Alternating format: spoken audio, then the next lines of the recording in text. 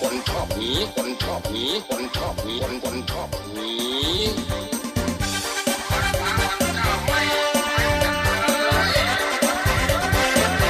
คนชอบหนีทั้งเด็กทั้งผู้ใหญ่ตะโกนหาสรรหาแต่หนีกัดมาดิกัดมาดิกัดมาดิคนชอบหนีไม่เข้าใจท่านสมาชิกสรรหาแต่หนีโผล่มาทั้งวันไม่เข้าใจดิเรกตัณหา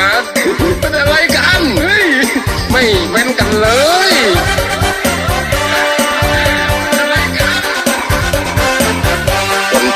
ทั้งเด็กทั้งผู้ใหญ่ทั้งชมรมอยากจะดูแต่หนีฟังยำได้ก็ถือใจเพลงยังคงมึงเพลงยังหันบ่มันคือเพลงของเราลูกผู้ชายเขาฟังกัน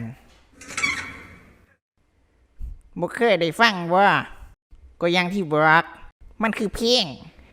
ลงของเราลูกผู้ชายเขาฟังกันโอ้ยเฮ้ยช่วงที่บ่เคยฟังเพลงเขาออกสีดังเอาจริงสิซะเสียวถามมึงร้องเพลงนี้เลยกูสิปล่อยมึงไปเทนี่เสียวเอ้ย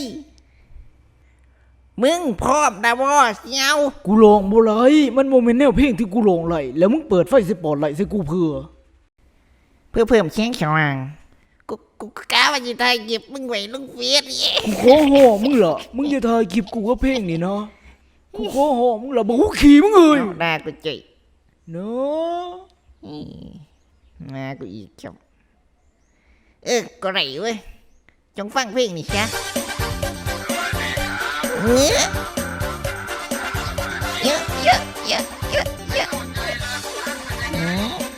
น่าเบื่อเนี่ย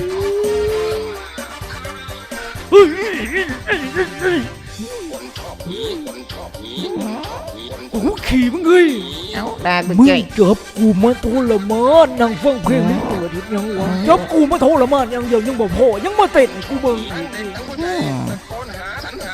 มึงฆ่ากูทิ้งซะในตอนที่มึงมีโอกาสขึ้นบทสันกูจะเป็นคนมาฆ่ามึงมุกสวมเองเมียนของมันบอกเว้ยก็เก่งที่บอก